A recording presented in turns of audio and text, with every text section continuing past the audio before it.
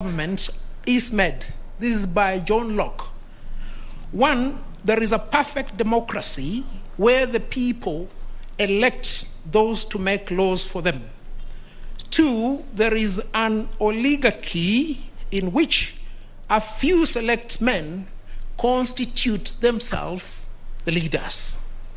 Lastly, there is a man, unfortunately those days they were just rioting in the male gender, who constitutes himself the monarch with the succession to his son.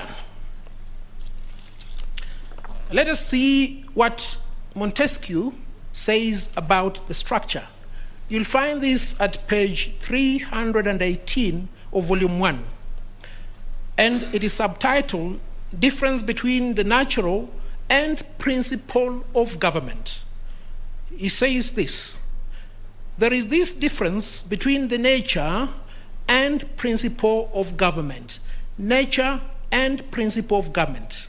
That the former is that by which it is constituted, and the latter that by which it is made to act. One is its particular structure, and the other, the human persons which set it in motion.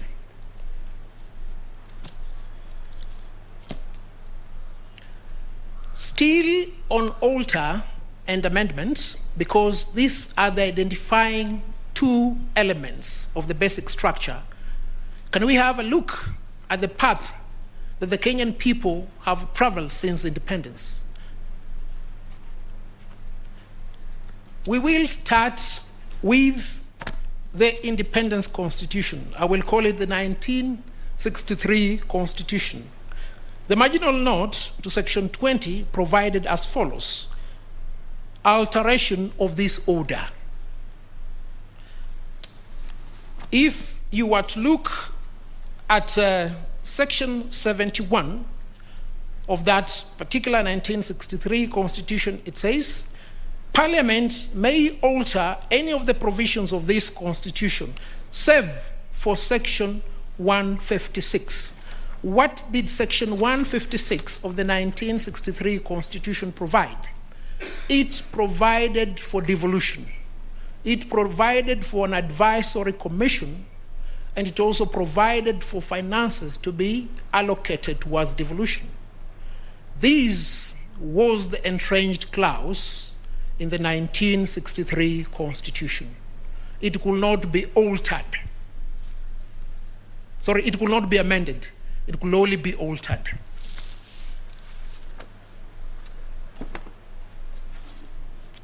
Let us look at the 1969 Constitution. The mode of that change is found in section 47. Subject to this section, Parliament may alter this Constitution. And then subsection 5b, alteration is defined. References to the alteration of this Constitution are reference to the amendment, modification, or reenactment with or without amendment or modification of any provisions of this Constitution, the suspension or repeal. Yes, it may appear as if there is a conundrum, but as you consider that conundrum, that is the perception of what the people of Kenya have over this, which is otherwise a simplistic issue. Now, that dichotomy has been expounded further, and I will refer you to what is written by Professor Ben Nobweze on the same issue.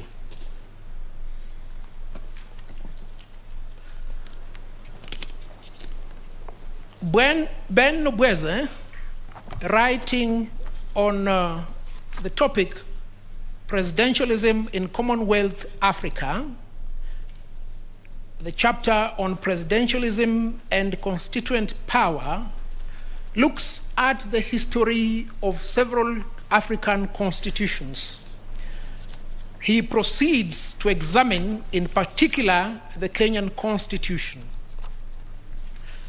And at page 527 of Volume 2 of our List and Bundle of Authorities, he arrives at a conclusion demarcating the strict power of amendment and the repeal power. And he concludes, and if you permit me to read at page 527, this alternative method, that is amendment, that was used initially in Kenya appears to be legally unimpeachable, since the power to alter the Constitution was rather widely defined to include amendment, modification, etc. Then he proceeds. However, applied to the Independence Constitution, it may be doubted whether the spirit of the amending power contemplated the destruction through the superimposition of a Republican presidential form of the system of government instituted by the Constitution, namely monarchical parliamentary government. The so-called amendment, in fact, established a new constitution and, as such, should have been effected by the repeal of the existing Independence Constitution. If there was any clarity that was required in differentiating between those two, perhaps I may look at a recent work on this issue, and permit me to refer to the book by Professor Richard Albert, Constitutional Amendments, Making, Breaking, and Changing Constitutions. Richard Albert, again, creates the difference between amendment and dismemberment. If I may refer the court to page 76, all the way to page 78, and at page 79 thereafter, Richard Albert sets out 4 fundamental aspects of what is in actual fact a constitutional amendment. He says there are 4 fundamental features to a constitutional amendment, properly defined: its subject, authority, scope, and purpose. He proceeds to define what dismemberment is at page 84. He says, dismemberment is incompatible with the existing framework of the Constitution because it seeks to achieve a conflicting purpose. And note that that conflicting purpose will be bad. A conflicting purpose may still be desired and attained through dismemberment. But what must not be lost is the manner in which those 2 elements, amendment and dismemberment, relate to the Constitution.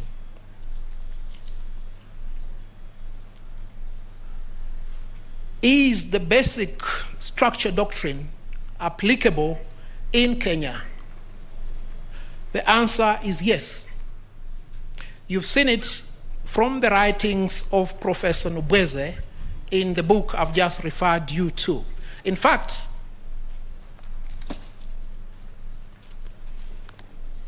Professor Nubweze refers to the Constitution in the following terms. Still on that book, at volume 2, page 500, he says, a constitution is supposed to be a permanent charter which is to endure for ages to come and not to be lightly altered to meet the temporary expediency of party politics. Temporary expediency of party politics.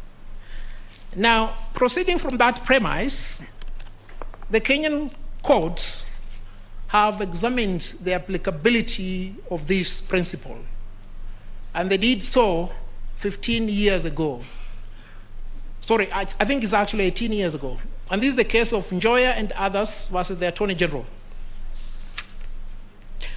And remembering what Professor Nobweze has written about the Kenyan Constitution, we look at page 688 of volume 2. This is what Justice Aaron Ringera, as he then was, said about those amendments we've just referred to in Nobweze. The effect of those amendments was to substantially alter the Constitution. Some of them could not be described as anything other than an alteration of the basic features of the Constitution. And they all passed without challenge in court. I will repeat the same thing I said here before the Court of Appeal. This time, they have been challenged. A determination has been made by the High Court. Another determination has been made by the Court of Appeal.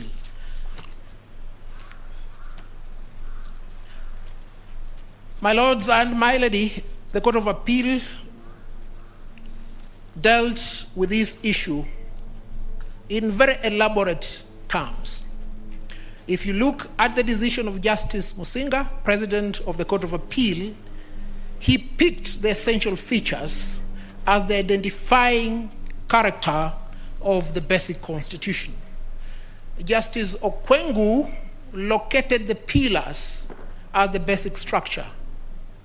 Justice Nambuye said it is the Constitution itself and what it contains. Justice Kiage said, in his words, the basic structure reminds him of a house. Now, you're being asked to reverse the decision of the High Court, the decision of the High Court and of the Court of Appeal by extension. Permit me, before I close that issue, to underscore the jurisdiction of this court. The jurisdiction of this court is set out under Article 163 of the Constitution, and sub-Article 7 is express. It says, all courts other than the Supreme Court are bound by the decisions of the Superior Court. What does this mean? It means all those decisions can be put aside, but you, the Supreme Court, ought to make a decision. How then will you make a decision? 10 years ago, when I argued a case alongside retired Judge of the Court of Appeal, Richard Otieno Kwach, he told me a judge is first an advocate and second a judge. A judge is presumed to know the law. Assuming that you are to put aside all decisions that appear conflicting, then you must determine this issue first-hand based upon the law, because you're not a council of village elders. You're not the Sanhedrin to decide ecclesiastical matters. You are in the same position as the Supreme Court of Colombia. You should not be held siege, as was the case in 1985, when Pablo Escobar, whose attempts to become president of Colombia had failed, and he had been removed from parliament, decided to take on the court.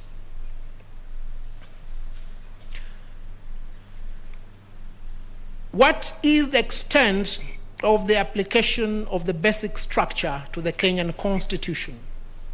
Let us look at what the High Court and the Court of Appeal said. They located the basic structure in the chapters of the Constitution. They went with specificity to underscore the preamble, the republic, the executive, the judiciary, the commissions, amongst others. Let me just explain some of them. Let us look at the executive. What is the nature of the executive in Kenya? It is pure presidential. What did the BBI bill seek to do? It sought to create a hybrid presidential and parliamentary system where we'll have a president and a prime minister. That was a fundamental change. It amounted to an alteration of the system of government which the people of Kenya had said will govern them. What about the legislature? the system of the legislature in Kenya underscores separation, where elected members of the National Assembly and the Senate cannot be part of the executive through the cabinet. A well thought out entrenchment. What did the BBI bill seek to do? It sought to fuse the executive and the legislature by ensuring that the president has the power to appoint cabinet ministers from the legislature. Again, a fundamental departure from that which the people of Kenya had agreed upon. What about the judiciary? The judiciary is supposed to be independent and accountable. The process towards this entrenchment was a long process. In this BBI bill, an ombudsman, who I call the prefect of the executive, sought to be put within the judiciary. Again, a fundamental departure. To that extent, it is my humble submission that I have indicated the extent of the application of the basic structure and to what end that basic structure was to be interfered with through the BBI bill. Now, whether the basic structure of the Constitution can only be altered through the primary constituent power. The word alter was specifically used by the High Court and the Court of Appeal. All the judges of the Court of Appeal created a clear distinction between amendment and alteration. I believe, therefore, there is merit in the framing of issue number 1 by putting the word alter, and in issue number 2 by putting the word amendment. It is my answer that the basic structure can only be altered through the primary constituent power. This therefore begs the question, what is the primary constituent power? Where did it emanate from? Is it textualized? The argument put forth by the appellant is that this constituent power is non-existent. It's not textualized. And that if the people of Kenya wanted it to be part of the Constitution, nothing would have been easier than for them to say so. Now, constituent power traces its origin to antiquity in constitutional jurisprudence. You will find it in the written works of John Locke. You will find it in the written works of Charles Montesquieu. But permit me to pick what a recent writer has said about constituent power. A book written by Professor Justice Ernest Wolfgang, titled Constitutional and Political Theory, traces the origin of the constituent power. At page 169, the problem and concept of the constituent power, he says, the constituent power is the basic legal order of the polity, the basic legal order of the polity. But whence does the legal constitution derive this special validity and agency? After all, it does not exist simply by virtue of itself as an irreducible primordial phenomenon. Irreducible primordial phenomenon. He proceeds, it derives its claim to validity and its special legal quality, if not from the mere fact of its creation, from a preceding entity that presents itself as a special power or authority. Ever since the French Revolution, that entity as the constitution-making power is referred to pouvoir constituer. And then a further definition is given at page 172. And this is what Justice Professor Wolfgang says. It was developed first in 1788. 1788. So when somebody tells you it's emergent, It was picked from nowhere. That is what Justice Kiage says. Those are alternative facts and misrepresentations of the law. Now, let's look at the definition given by Professor Nubweze on what this constituent power is. Writing on presidentialism and constituent power, this is what Nubweze says at page 496 of volume 2. And it's fundamental because of issue number 2. Recalling again that the president under the presidential system in Commonwealth Africa is the organ that coordinates and therefore dominates the executive and the legislative process of government, a question is asked. A question is asked, does the president also assume constituent power?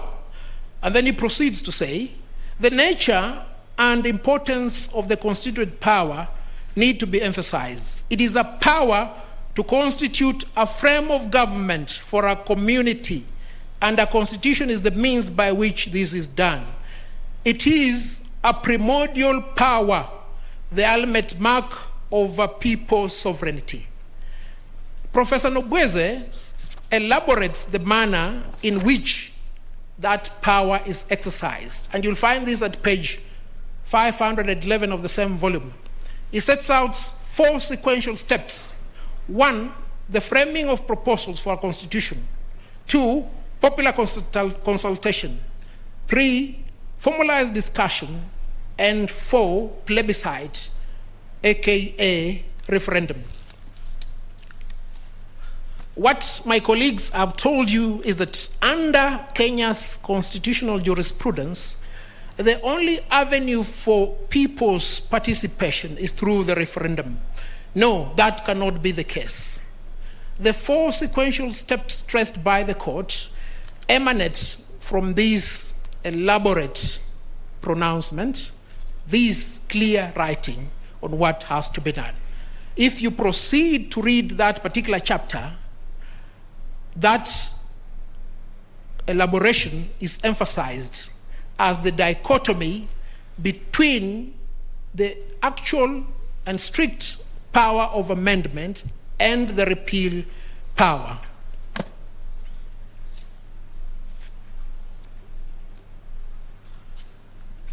Now, permit me also to look at what Professor Yaniv Rosnai has said about constituent power. Yaniv Rosnai, in his book Constitutional Amendments, The Limits of Amendment Powers, writes as follows, commencing from page 105. He says, constituent power is the power to establish the constitutional order of the nation. It is the generative principle of modern constitutional arrangements. And then he proceeds to define further what the constituent power does. And he proceeds to say, it has the framing power, the establishing power. You'll find this at page 120 of that book.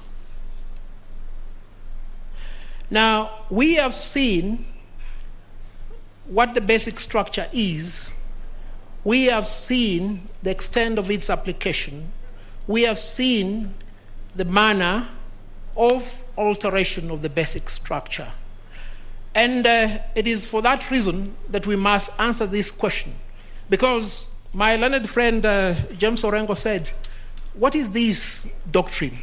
Is it like a stone that we just have to kick it and see it? No, it is not as nebulous as presented.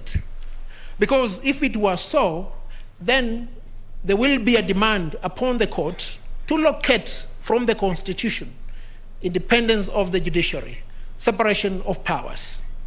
It is for that reason, therefore, that these concepts are called basic concepts. It is like the ABCD, it's like the Ma Me Mi Momu. If these concepts cannot be appreciated in the most simplistic words, then there can only be two conclusions. One, a deliberate intention to mislead the court on the application, or 2, failure of understanding of basic concepts. As to which of those 2 this relates, I will leave it to the court. I will allocate 8 minutes to issue number 2 and leave the rest to my colleague Esther Ngawa.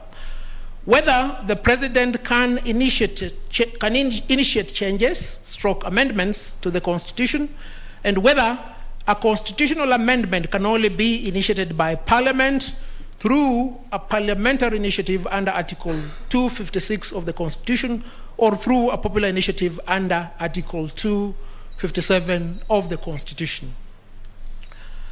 Let me answer that question with a lot of simplicity, and the simplicity is derived from the nature of the Republic under the Constitution. Now, under Article 1, the sovereignty of the people has a trichotomy of Parliament, which is the legislative arm of government. Then we have the national executive, which is the executive arm of government, and we proceed to the judiciary. What is key to us are 2, and we'll find this in Article 94. What is the role of Parliament? The role of Parliament is set out under Article 94 thus: the legislative authority of the Republic is derived from the people and at the national level is vested and exercised by Parliament. You proceed to item 3. Parliaments may consider and pass amendments to this Constitution. Pass amendments to this Constitution, not alter. And for this purpose, I must emphasize, the word alter appeared in the 1963 Constitution. It appeared in the 1969 Constitution.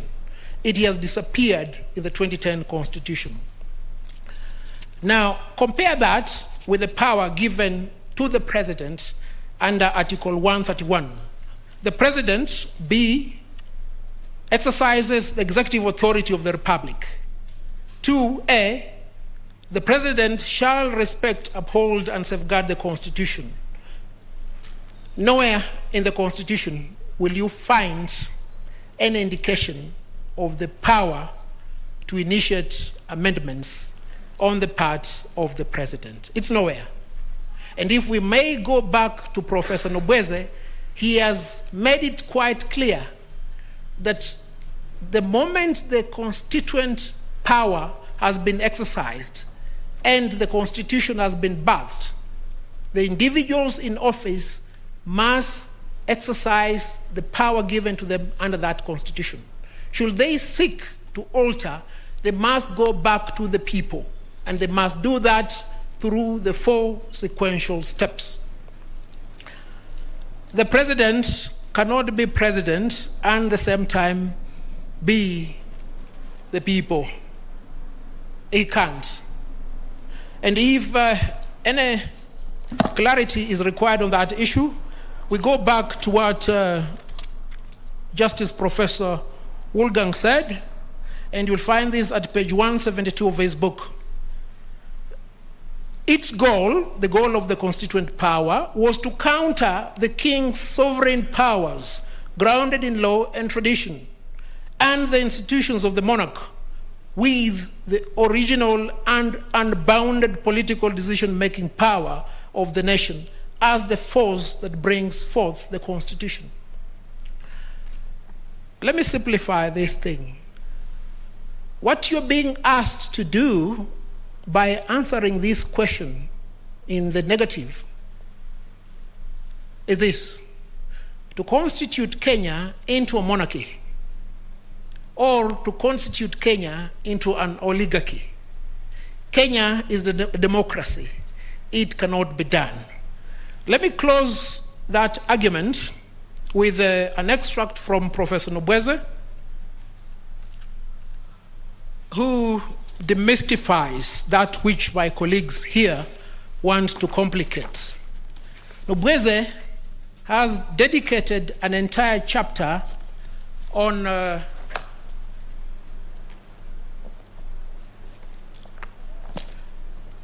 he has dedicated an entire chapter on the power of the president and the limitations to that power. If I may take you back to volume 2, and this one is titled The Office of the President. And the operative extract will be found at page 482. And this is very important, 482. Aside from his legal immunity from suit and from insult, you cannot insult the president. If you think you are equal to the president, just insult him. You will see what will happen to you. Equality is hardly apt to describe the social relations of an African president. Inequality is a necessary feature of the African society. And then he closes by this depiction, which you'll find at page 483. Splendor is indeed part of the social preeminence of African presidents. You'll not find them riding a bicycle like the French president, Macron. You'll not find them eating a burger like the American president, Obama. No. Personifying the state, writes Arthur Lewis, they dress themselves in uniforms, build themselves palaces, bring all traffic to a standstill when they drive, hold fancy parades, and generally demand to be treated like Egyptian pharaohs. Can I bring the traffic in Nairobi to a standstill? Can I build a palace for myself? Can I demand to be treated like an Egyptian pharaoh? No. And with that, a conclusion must be made. If the president is immune, if the president is supposed to protect the Constitution, the president has no role either in the popular initiative or in the parliamentary initiative by way of initiation. He can't. It must be left to the people through the constituent power, or it must be given to the people's representative, the constituted power, which is Parliament.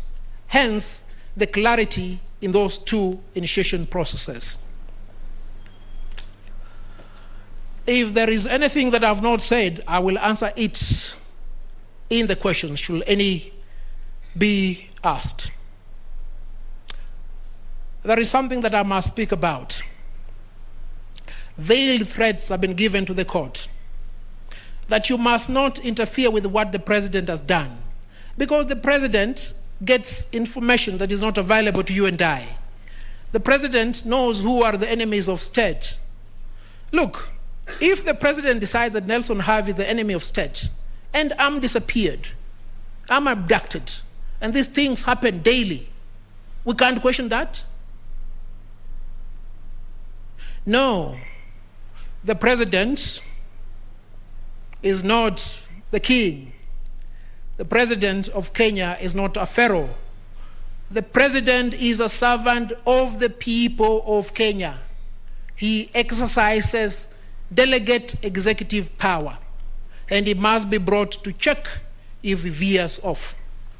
And fundamental to that premise is this: the president cannot say from one side of his mouth that I'm an ordinary citizen entitled, just like Wangare, Omondi, and Wafula, to initiate a popular initiative towards constitutional amendment, and at the same time say, no, I'm immune from everything, including a transgression of the Constitution. Yesterday, Chief Justice Emeritus, responding to the comments on Twitter that there is maximum security at the Supreme Court, said this: why can't this security be used towards the enforcement of court orders? My ladies and my lords, let me be frank to you. What is being prepared is synonymous to the 1985 palace siege of the Supreme Court in Bogota. That is how it started. If we can't get this, we must threaten you with this. You must not succumb to the threat, which is a veiled threat, that behold, here you are enjoying immunity as judges. Why are you not giving me similar immunity to do that which I must do? For the people of Kenya, exercise the judicial authority delegated to you without fear or favor. And here comes the dirge by Emperor Haile Selassie. You're better off dying standing than living kneeling. Do not be forced to kneel to the caprice and the oppression of those who find the Constitution as an inconvenience. I urge this court to dismiss the appeals by the first and second appellants, and to some extent consider that part of the third appellant's appeal that is in consonance with the general framework of our argument from the High Court to the Court of Appeal. I thank you most sincerely.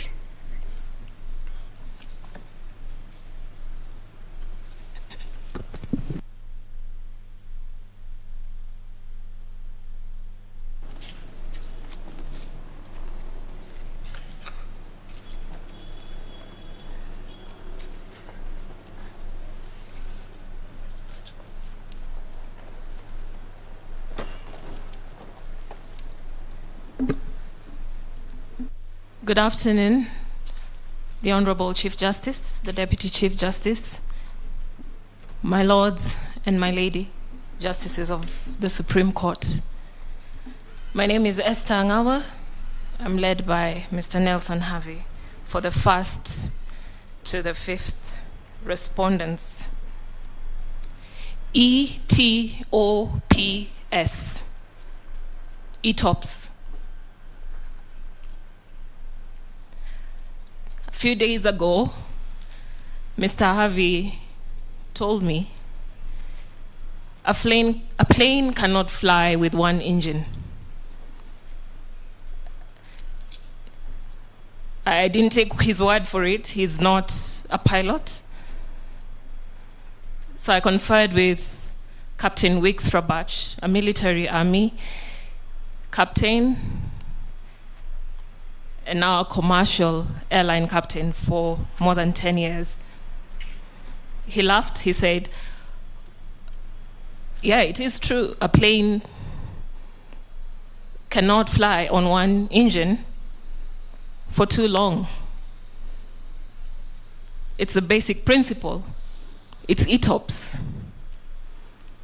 Engines turn or passengers swim. Engines turn or passengers swim. That's the informal for extended range twin engine operational performance standards in airline lingo. In short, the ETOPS rule, currently 240 minutes in the US, is the amount of time that a twin-engine aircraft is allowed to fly along a flight path that is far from an adequate airport. So that if a two-engine aircraft chooses a flight path that goes beyond 240 minutes, and that's in exceptional circumstances, ordinarily it would be 180 minutes, that's 3 hours, there's a problem. Because should that plane lose one engine, it would not make it to the nearest airport and land safely. Engines turn or passengers swim. It is our submission that the IEBC is a twin-engine aircraft. Article 88, sub-article 5 the Commission shall exercise its powers and perform its functions in accordance with the Constitution and national legislation. The two engines of the Commission.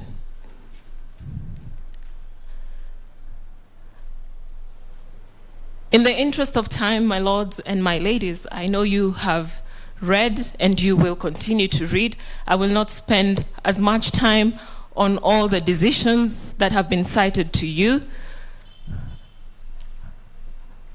But I would like us to use this basic airline principle to understand why this honorable court must interpret Article 88 and Article 250 subarticle 1 in the manner they were interpreted by the Superior Court and the High Court, and not in the manner suggested by the Commission. Composition of the IBC is at least 3, a maximum of 9. Composition defined in the Chambers Dictionary thus: composition, the act or act of composing. Compose, to form by putting together or being together, to set in order or at rest.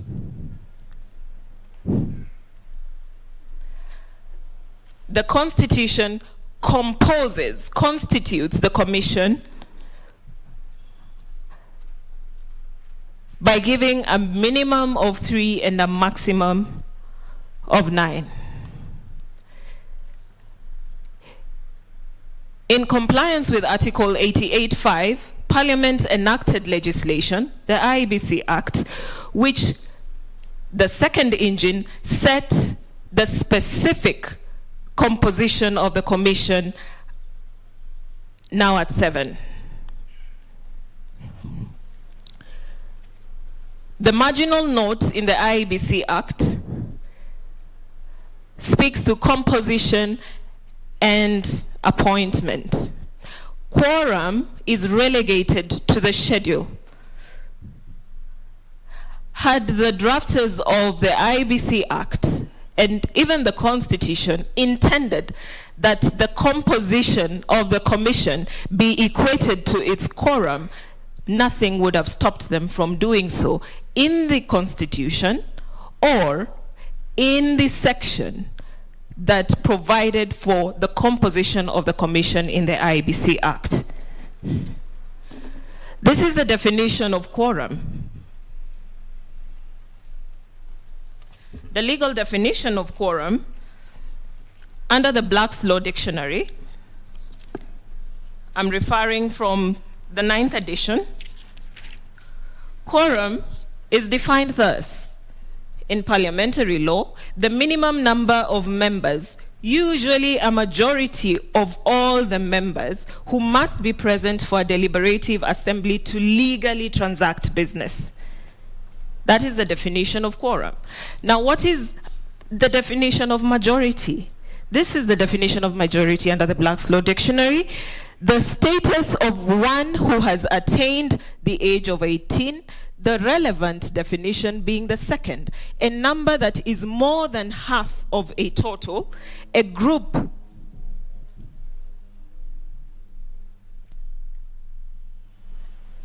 of more than 50%. A majority always refers to more than half of some defined or assumed set. So that if this court were to be convinced to follow the request by Professor Githumuigai that where the paragraph on quorum is deleted, we must go back to the Constitution and rely only on the Constitution, our one engine for the Commission, because the second engine has failed. The Constitution sets a minimum of 3. He says, on behalf of the Commission, that they can go ahead and conduct business. Would quorum with a membership of 3 be 3? Based on the definition I have read to the court, absolutely not. A majority of all the members being 3 would be 2 commissioners. Now, I would urge the court to read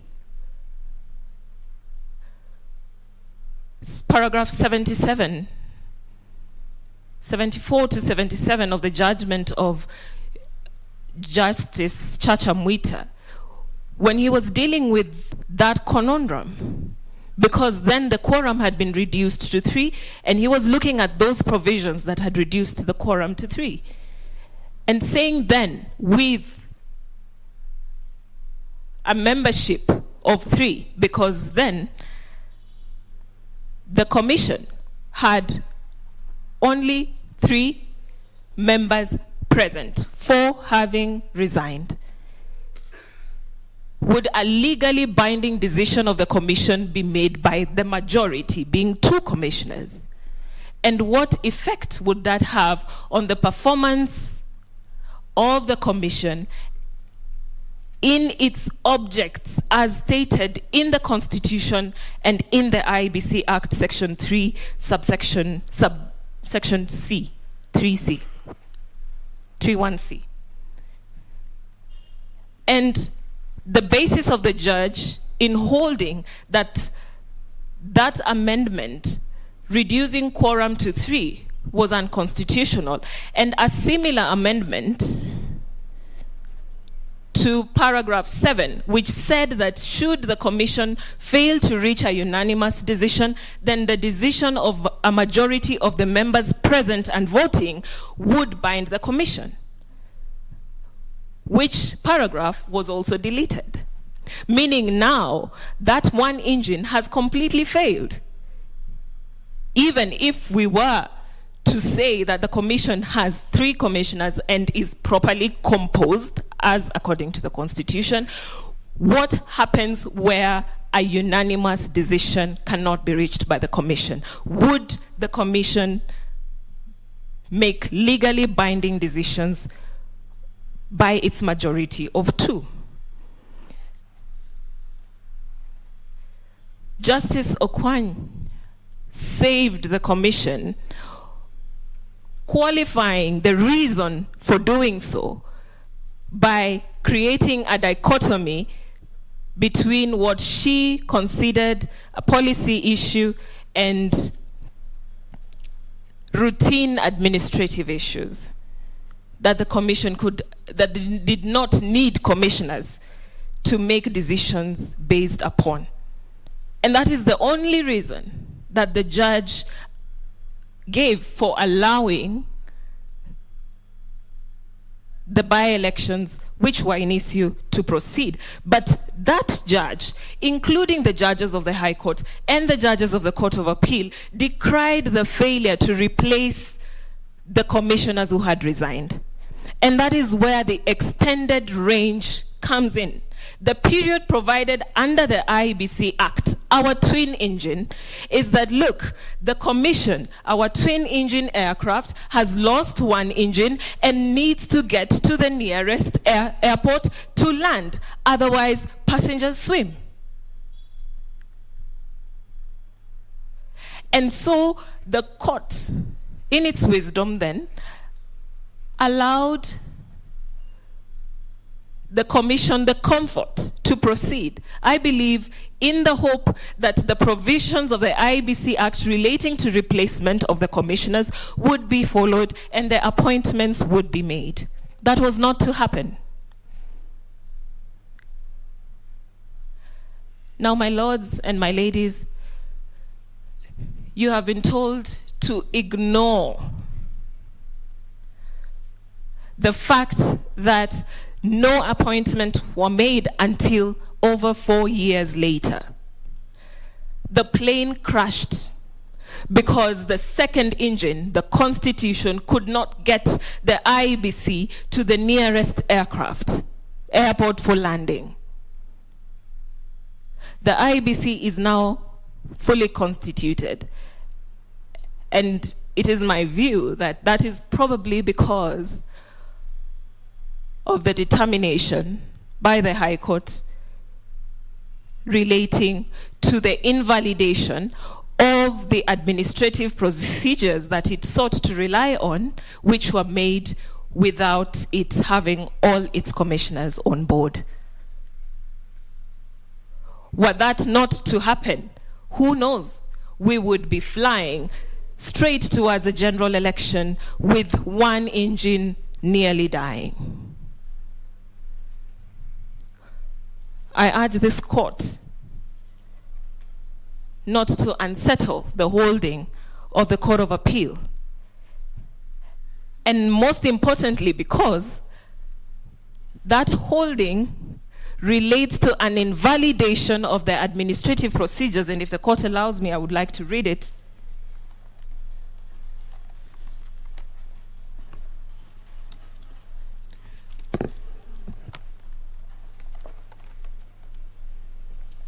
This is what the holding of the High Court was. A declaration is hereby made that the administrative procedures for the verification of signatures in support of constitutional amendment referendum made by the Independent Electoral and Boundaries Commission are illegal, null, and void because they were made without quorum, in the absence of legal authority and in violation of Article 94 of the Constitution and Sections 5, 6, and 11 of the Statutory Instruments Act 2013. Uphold that declaration, my lords and my ladies.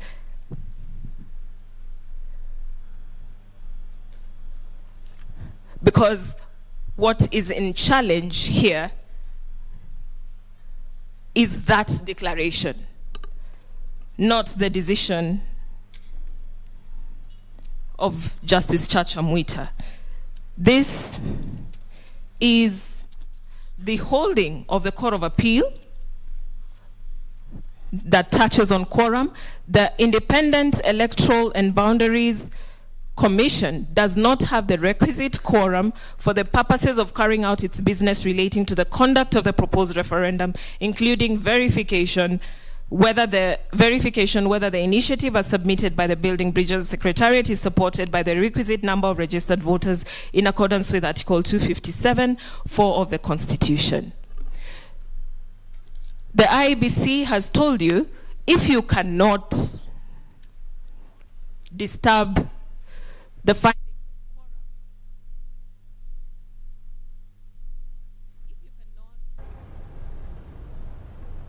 if you cannot disturb the findings on quorum, then please circumscribe all the actions by the Commission prior to the making of the determination by the Court of Appeal. With all due respect, my ladies and my lords, we do not know what those actions are. Those actions have not been challenged before any court, at least not within our knowledge, and not within the court's knowledge. What actions are these? Where have they been challenged? And as His Lordship, Justice Tuyot said, this decision the declarations take effect at the date of judgment. I have indicated that what has been invalidated by the Court of Appeal on the basis of quorum is the administrative procedures and all the acts relating to the referendum. There is no basis upon which this court can protect certain actions that we haven't been told about. I urge you dismiss the appeals by the first and second appellant. Thank you for your submissions. We'll move now to the next set of the respondents. the Third Way Alliance and all the persons who filed under Third Way Alliance. You recall yesterday, Philista Wakesho was given 15 minutes out of your time, so you have 45 minutes. Thank you, Honorable Chief Justice. My name is Elias Mutuma. I appear for the 7th, 8th, and 9th respondents. I appear alongside Counsel Caroline Gerono. For the record, my lady, we have filed our submissions dated 9th of December 2021 and a case digest dated 21st of December 2021. I will be tackling 3 issues. One is the nature of a popular initiative and whether it is available for use by the president or the state. I'll also tackle the issue of public participation in as far as a popular initiative is concerned. My lady and my lords, I am persuaded to rely on the words of Shakespeare, who says that a rose by any other name shall still smell as sweet. I wish to add that a skunk in the same measure by any other name shall smell as bad. My lord, this initiative that has been brought to your attention has been branded a popular initiative. There is no name changing that is going to change the character of this initiative. It remains a skunk. It remains a presidential initiative as opposed to a popular initiative, and I'll demonstrate that as we proceed. It is our submissions, my lady and my lords, that the president is expressly prohibited from pursuing a popular initiative as a means to amend the Constitution. I will be supporting that argument with 2 grounds. One is the fact that sovereign power belongs to the people. This is captured under Article 1 of our Constitution, where the people can exercise that power directly or indirectly. A constitutional change process is a legislative duty, part of the sovereign power that the people can exercise. They either exercise that legislative duty directly or indirectly. In some instances, the people have donated that legislative duty to Parliament, and only Parliament, not to any other person. At no point have the people donated or delegated legislative power to the president. So if the president then purports to exercise legislative duties, then he's going against the delegated powers. His, we submit, is exercise of executive authority. It has nothing to do with legislation. Now, the people have delegated legislative duty to Parliament in matters amendment of the Constitution under Article 256. That is very express. They have retained the exercise of the direct legislative duty to themselves under Article 257. At no point do we see, right from Chapter 1, in fact from preamble, to the last chapter of the Constitution, the people delegating or giving away that legislative duty to the president or any other person. So then when the Attorney General argues that there is nothing wrong with the president initiating a popular initiative, then they must tell us from where does he derive that authority, because it is not under the Constitution.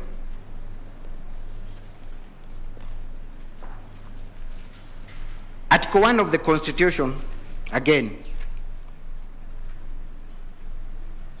is very clear. That power is exercised directly or indirectly. And my point is, the words used are either or, so that when the people exercise direct authority to legislate, then there is no other body that can exercise that power on their behalf. The words used are either or, not both.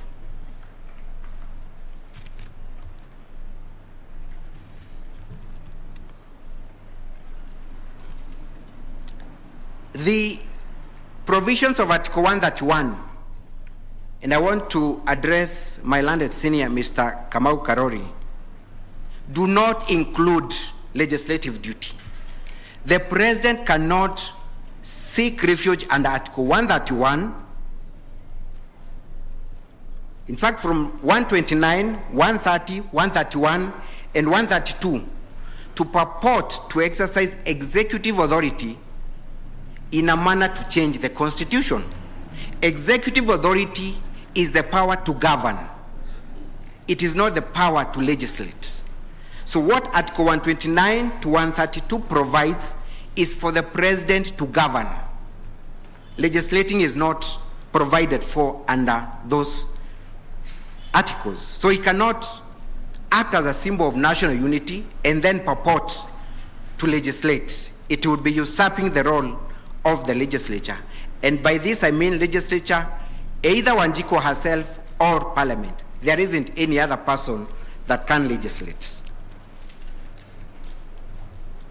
Indeed, if the President was to be allowed then to initiate a popular initiative or in any other way legislate, that would amount to acting ultra vires by going against the doctrine of separation of powers. Again, I emphasize that legislative must be distinguished from exercise of executive authority. And in case we have any doubt, my lady and my lords, as to what it means to legislate,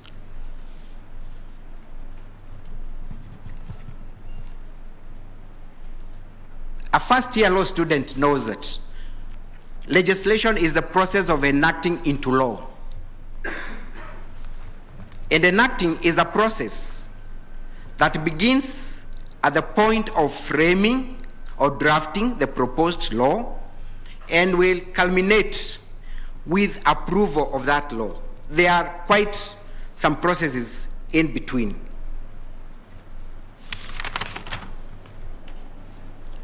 Therefore then, the person who enacts a law must be the person who frames a proposed law. So if the President frames, conceives the idea that we need to amend the law, then it is him who is enacting that law. When you look at Article 255 of our Constitution,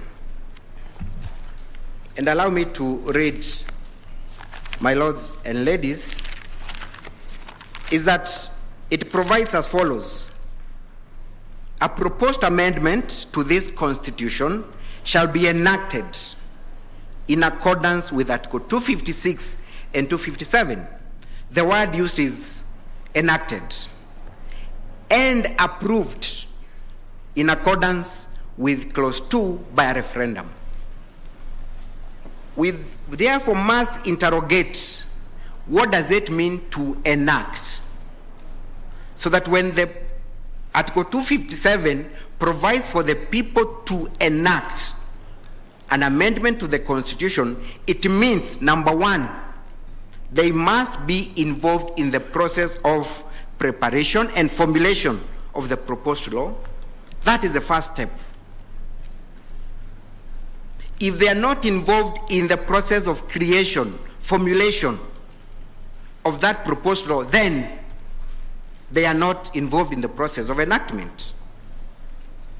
The second phase of enactment is creation of awareness and consultation.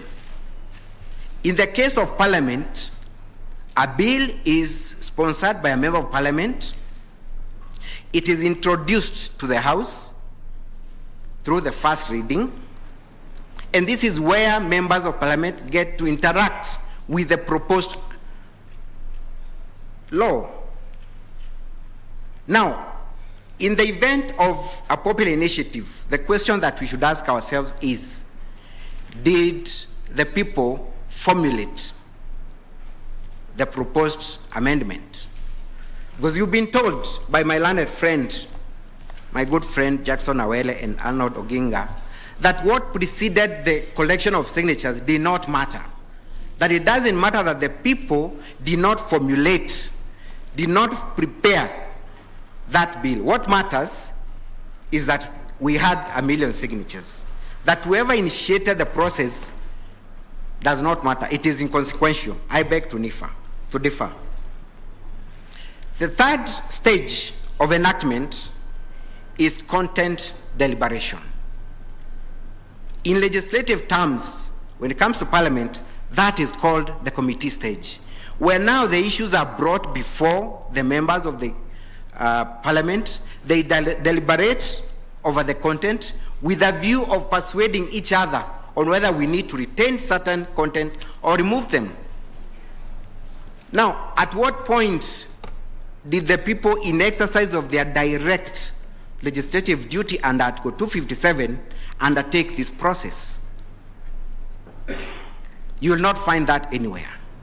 Instead, what you're being told is that it is enough that the people will have an opportunity to vote at a referendum. And we have seen Article 255 talks about enactment and approve by way of a referendum. So how then are they exercising their legislative duty if they are not involved in these processes? The last process is the adoption of the proposed law or referendum, which happens even in Parliament. They must take a vote. Now let me pause and ask you a question, my ladies and my lords. Suppose a bill is brought to Parliament from God knows where, and it goes straight to the third reading, and members of Parliament are asked to vote for it. If they vote for that proposed law, will it become a proper law? Have they enacted that law? The answer is in the negative. That is what the appellants are telling you, that we should not worry about where that bill is coming from. We should not worry about the level of our participation. Ours is just to endorse. Then we will not have enacted that law. We will have endorsed but not enacted, contrary to Section 255, 256, and 257.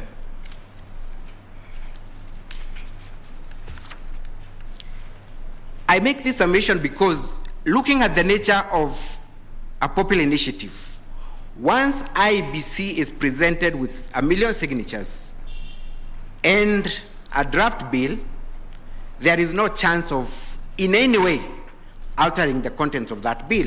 It proceeds to the county assemblies, National Assembly, Parliament, that is the Senate, to the President, and back to IBC, which presents the bill to a referendum. So then, if it doesn't matter what happened before, I challenge my learned friends to tell me at what point will Wanjiku really propose any amendment or deliberate over the content, and that voice matters. It doesn't.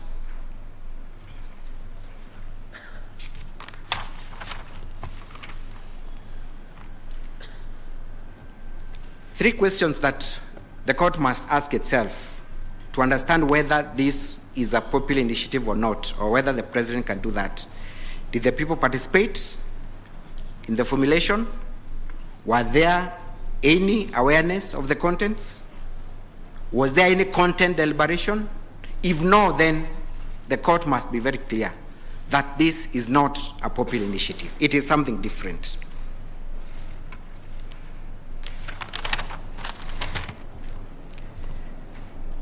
Secondly, the second reason why the president cannot be allowed to initiate a popular initiative is under the social contract theory. Now, under this theory, my ladies and my lords, we have two parties. On one end, we have the governors, that is the government, and the governed, that is the people. So when the people elect their governors, they remain at one end of that contract. The governors are on the other end. The president, in this context, is the governor, the government. The people remain as the governed.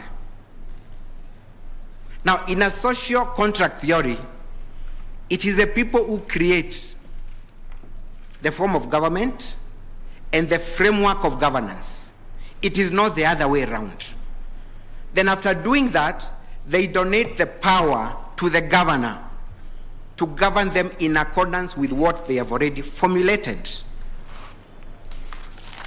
Therefore, the president cannot now shift goals from being a governor and now start formulating a form of governance and subject it to the governed. That would be in breach of the social contract theory. Now, just to emphasize on that point, the Constitution under Article 131(2) provides for exactly that a president will be given a constitution, he will be given an already created governance framework, and is required, number one, to respect, uphold, and safeguard that constitution. He is also supposed, under the same article, to safeguard the sovereignty of the republic. The republic is that he must recognize that these are the people who created this form of governance. These are the people who created this constitution. I have a duty to respect, to uphold, safeguard this constitution. So it is not for the president to create the constitution.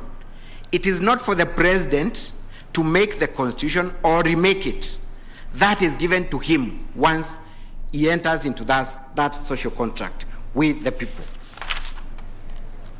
Now, purporting to remake a constitution will inevitably lead to him violating that duty under Article 131. Because under the social contract theory, the citizens are the right bearers and the governors are the duty bearers.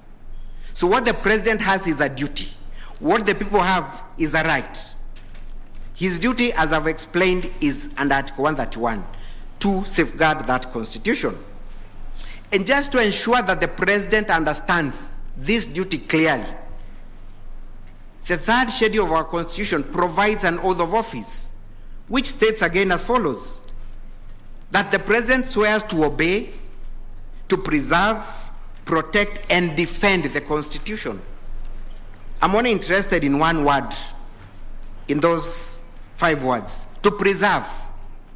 Ordinary English means to maintain in the original state.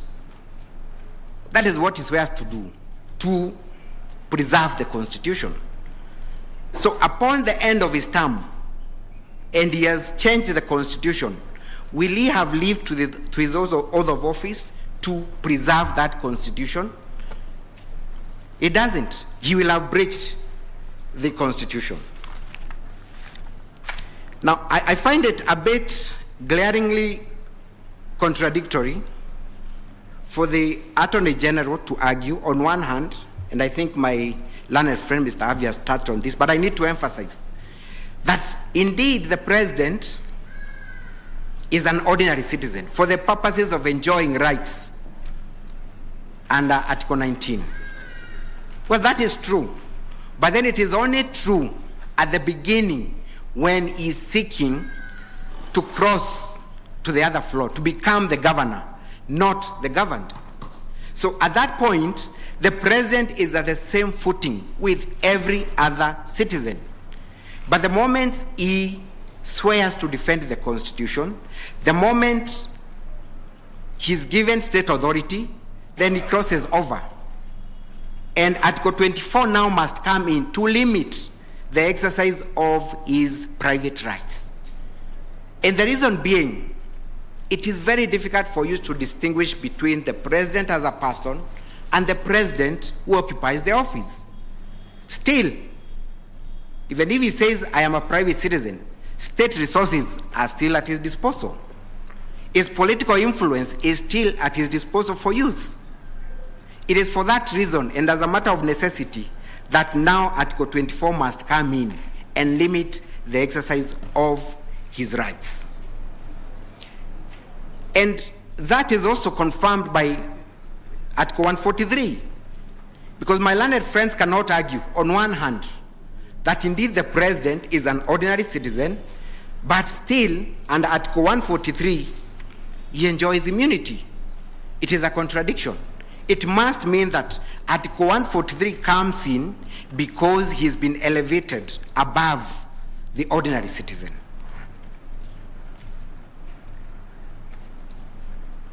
To answer a question that was posed by this bench as to whether the president initiated this initiative, I'll have two questions, my ladies and my lords. Number one is that this is an issue of fact, which was adequately canvassed at the High Court and the Court of Appeal.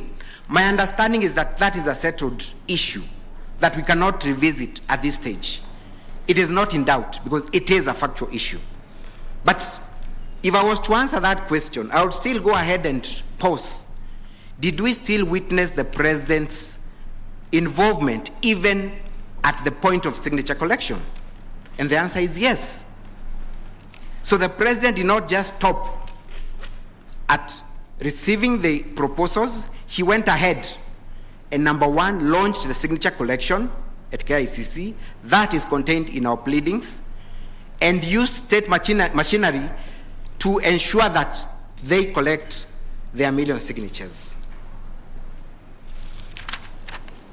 On the question of public participation, I think there is no doubt, my ladies and my lords, that public participation has been entrenched in our Constitution and Article 10.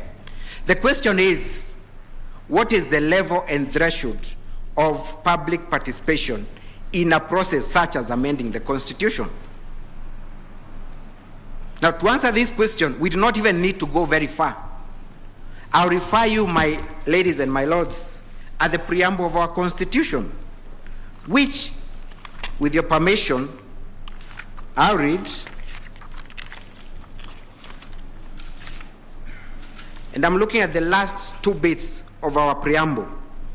In exercising our sovereign and inalienable right to determine the form of governance of our country, and having participated fully in the making of this Constitution, we adopt and enact and give this Constitution to ourselves and to our future generations. Now, I pick a few things from there. Number one is that the people are saying we have the sovereign power, the inalienable right to determine our form of governance. And for them to be able to exercise that, they are saying we are doing this after fully participating in the process of making this Constitution. That is the level of public participation. That is the threshold. Fully participated in enactment of the Constitution. Fully. And I started by explaining what enactment means. Formulation of the bill, creating awareness, content deliberation. That is what it means to fully participate. That is in the preamble of our Constitution. That is also captured under Article 1 of our Constitution. An argument has been advanced that then we are not making a constitution. We are merely amending a constitution. Therefore, we do not need to fully involve the people. But is that so? Are we really amending the Constitution?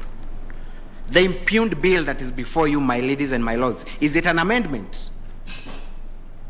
Or is it a process of making a constitution? Now, I want you to pause there, my ladies and my lords, and ask yourselves, if today we were in a constitutional moment, and by that I mean the moment we were in pre-2010, would we rush to Article 255, 256, and 257? The answer would be no. If we want to make a new constitution, because I do not doubt that we have a right to replace this constitution, just like we did in 2010. But if that moment comes, is that procedure provided for under 255, 256, and 257? The answer is no. Does it mean we cannot amend that? We cannot replace this constitution? Again, the answer is no. It only means that we have to go beyond the provisions of Article 255 to find the procedure elsewhere, because this constitution does not provide for its death. It does not provide for its replacement. There isn't any constitution in the world that provides for its replacement. There is no procedure. So therefore, when there is desire to amend, or rather to replace the constitution, you cannot find that procedure under Article 255. I started by arguing that this was not an amendment, and I will refer you to the Black's Law definition of an amendment, and my learned friend Harvey has mentioned a bit of it. I'm referring to the Black's Law Dictionary, the 9th edition, at page 94. An amendment is a right to correct or rectify.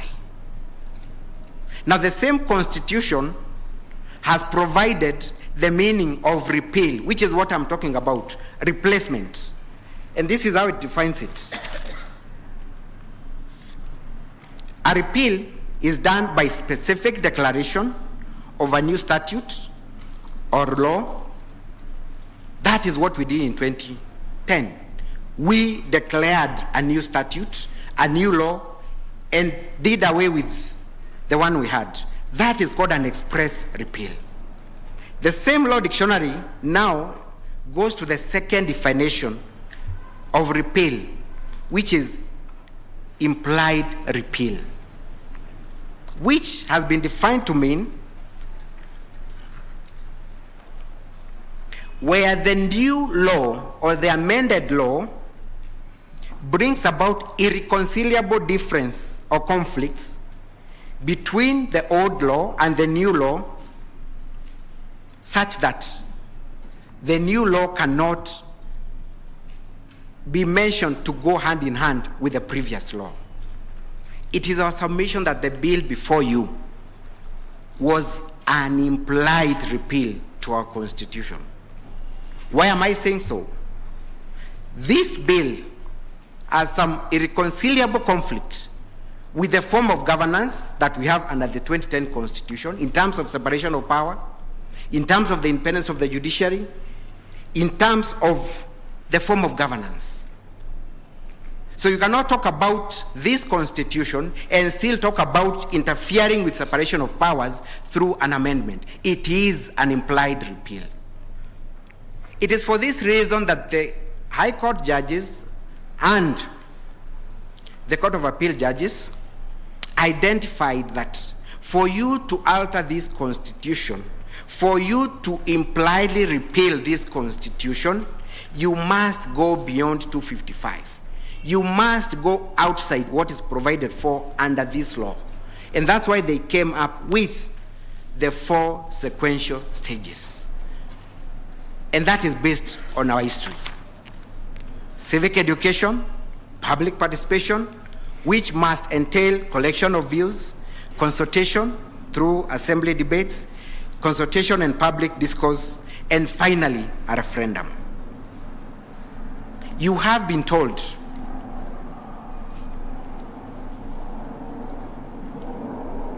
that this process begins at the point of signature collection.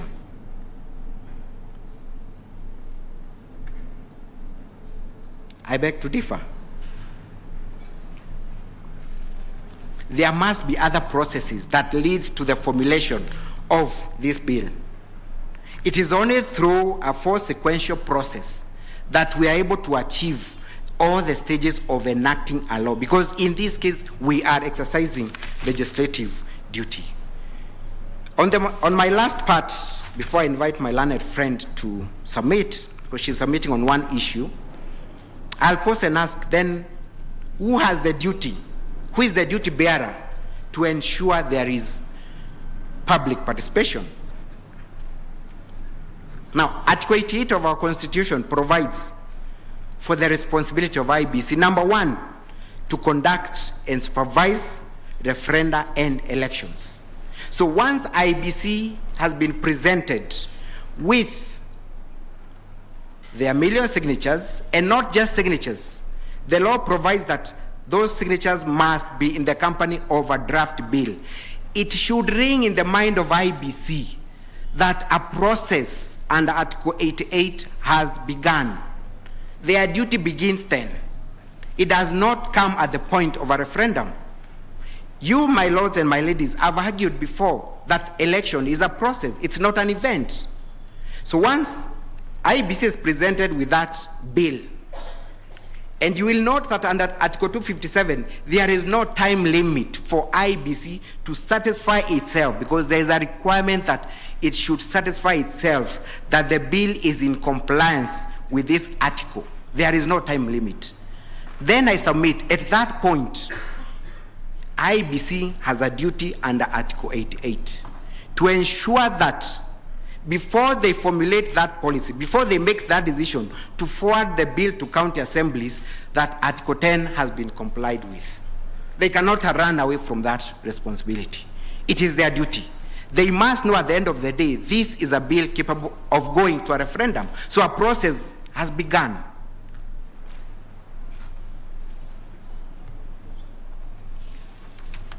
So then I submit that, just like in an election process, where IBC is seized of the process right from nomination of candidates, it does not wait until 9th of August 2022 for it to say, now we are conducting an election. They begin their mandate as early as nomination of candidates.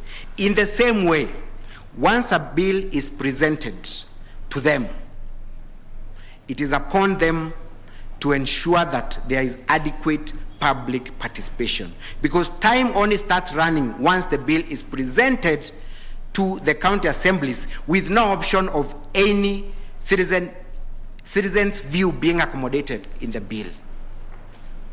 I submit that that duty lies with IBC to ensure that there is public participation once they receive that bill. In conclusion, therefore, I urge you, my lords and my ladies, just like the 5 justices of the High Court smelt a skunk, despite it being given a new name, just like the 7 justices of the Court of Appeal smelt it correctly and pronounced it to be a presidential initiative as opposed to a popular initiative, just like legal scholars have done, I urge you, with tremendous respect, my lords and my ladies, to declare this as the same. It is a presidential initiative which has no place under Article 255, 256, and 257. I beg to rest, and thank you so much. I invite my learned friend to address you on the question of multiple referendum questions. Thank you.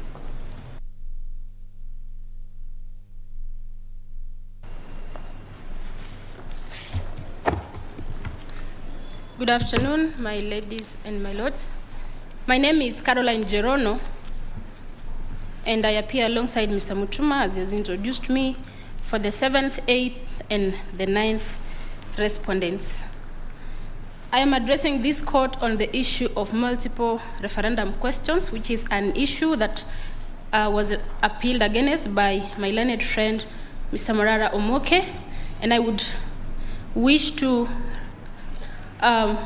confirm that I do associate myself fully with his submissions, both written and oral submissions.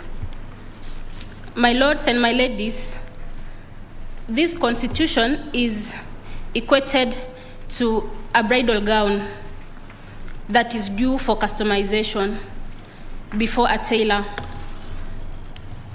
And it is not the will of the bride that the gown be customized, but because of the dictates of how good she should look on her wedding day, the gown is presented for customization.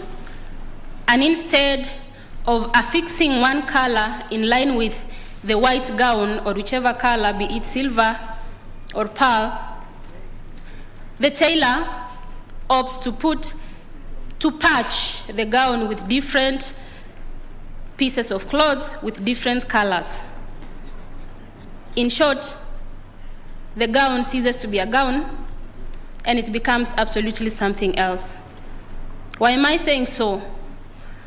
The element of hyper-amendability that this Constitution seeks to prevent under Article 255, 256, and 257 is foreseeable or is expressed in the text of each and every article and clause. It is in singular form, an amendment, a bill, a general suggestion. My lords and my ladies, I draw your attention to the question that has been raised by Justice Ouko on the holding of the Honorable Judge of the Court of Appeal, Justice Gatembu. And I pray that this Honorable Court will find and rectify that error and affirm that the decision of the Court of Appeal in as far as multiple referendum questions is concerned is settled. My lords and my ladies, Senior Counsel, the Honorable Attorney General Emeritus, Professor Githu Muigai, submitted that both the High Court and the Court of Appeal declared itself on a matter that was not ripe before it. I beg to differ by drawing the attention of this court to two incidences when the county assembly of Nandi, where I come from, and that of Kericho and Makueni sought advisory opinion on matters touching on Article 257.10 of the Constitution. And this Honorable Court directed the parties to seek direction from the High Court because it was not, as it said, it was not seized with a jurisdiction. I submit that the petitioners, that is Third Way Alliance, Miruru Waweru, and Dr. Angela Mwikali, in their petition, that is petition E400 of 2020, made an application for, not made an application, but sought a prayer that the court makes a declaration by the mandate conferred to it under Article 165 3D on interpretation of constitutional questions to declare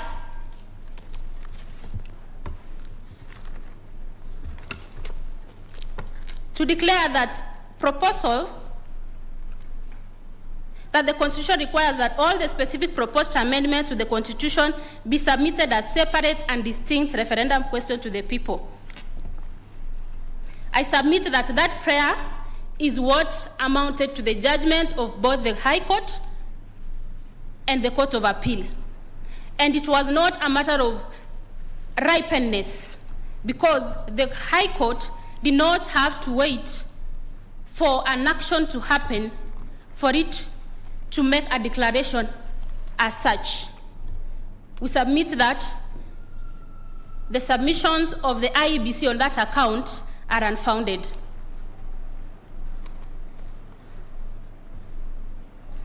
And that the aspect of unripeness is settled. Further, Your Honor, my lords and my ladies, at the time of filing the petitions in the High Court, the IEBC was already seized with the Constitution of Kenya Amendment Bill 2020. As such, it had already given a template to one Dennis Waweru, as they call themselves, and Junet Mohammed, a template or a guideline on how they are going to obtain signatures from the registered voters. Further, upon receiving the signatures, it went ahead to verify, as it has admitted, and presented the bill to the county assemblies. As such, its role began running. So it was already seized with the constitutional mandate on preparation for any outcome. And we all know that these amendments, this bill, the impugned BBI bill, contained clauses, amendments that were touching on Article 255(1), the protected clauses, and as such, it would in one way or another end up in a referendum.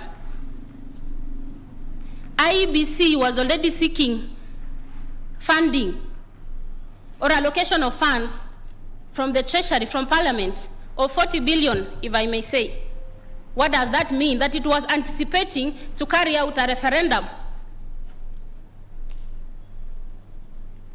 My lords and my ladies, the reason why it is important to affirm that or interpret that Article 257(10) of the Constitution implies that proposed amendments should be presented to the people of Kenya as separate and distinct. The referendum question should be separate and distinct, is as held by Justices Kiage, Gatembu, Nambuye, and Okwengu. The courts, both in the High Court and in the Court of Appeal, drew inferences from the judgment of Honorable Ochieng in the Titus Alila case. But the reason why it is important to separate those referendum questions is such that you do not throw the baby and the bathwater all at once, so that the people of Kenya have a choice to make whether to pass those amendments that they deem fit and reject those amendments that they don't deem fit. In this context, we have an omnibus bill that is touching on 74 clauses of the, or more of the Constitution. As such, a common mwananchi, an illiterate village woman in Homa Bay County, is unable to distinguish all those and make a conclusion that this bill is fit to pass as a constitution. And I drove this court to my first submission on protection of this constitution against dismemberment, against hyper-amendability.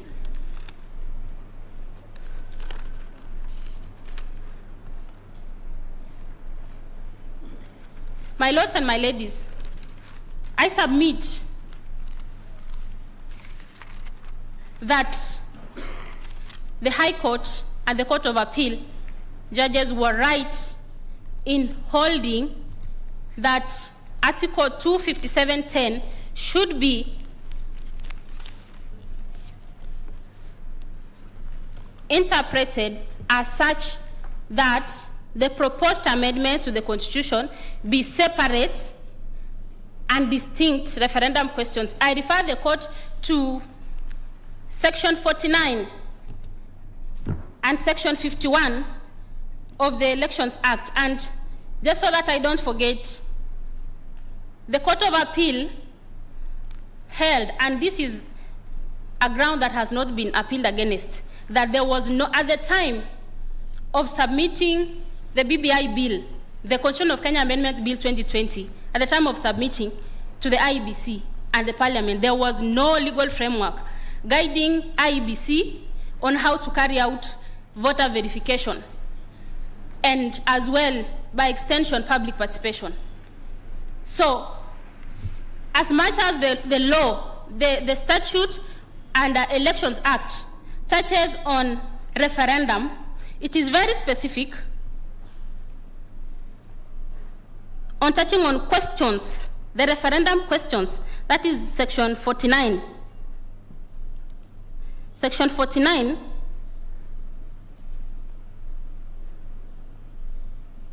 Section 49(4) provides that the National Assembly may approve one or more questions for a referendum. So the element of separate and distinct referendum questions was foreseeable in the Constitution as well as the governing legislation, so that the IEBC cannot be deemed to be running away from its mandate to separate referendum questions, so that Mwananchi or Wanjiko is able to differentiate at any given time. As well, that at any given time, amendments to the Constitution should be singular. It should not cloud all the chapters of the Constitution and present it as though it is a single amendment. As such, I rest my case and I submit that this Honorable Court upholds or affirms the decision of the Court of Appeal and correct the error that is on the face of it. I beg to rest my case. Thank you very much, Counsel. It is now almost 4:20. We will propose that we adjourn at this point. There are 3 parties remaining. That is the 11th and 12th, who are represented by Advocate Evans Oganda. Then there is the 24th, the respondent, Muslim for Human Rights, and the 79th, Kituo Sasheria. We'll hear them tomorrow morning at 9. We will.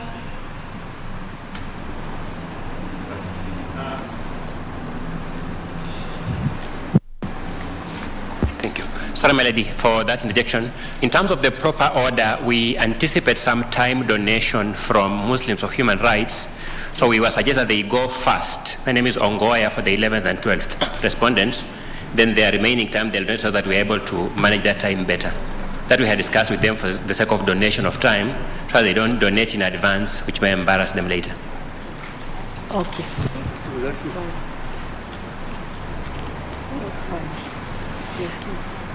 Yes, so then we will start with the 24th respondents.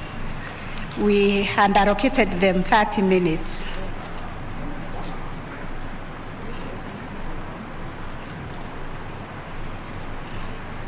Sorry again, Your Honor. When you gave the original directions, Yes. these were the only parties who got revised directions from the court, Yes. giving them 45 minutes. But in view of the subsequent direction yesterday, Yes. they therefore have their 1 hour. They have 1 hour. Thank you. Okay, and then you have 30 minutes.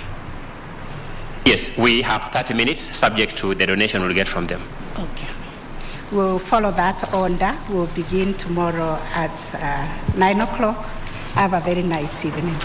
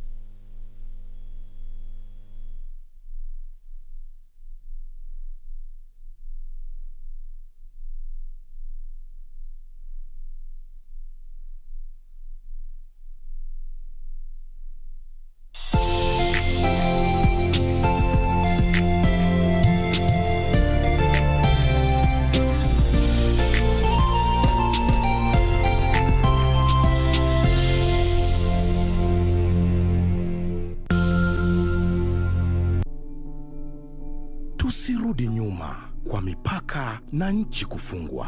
Tusirudi kwa biashara na shule kufungwa kwa kutoweza kukutana, kwa kutengana na tuwapendao. Tusirudi nyuma. Na kuhitaji unikinge, pata chanjo ili tuendelee na maisha vizuri. Na kuhitaji unikinge, pata chanjo. Na kuhitaji unikinge, pata chanjo. Na kuhitaji unikinge.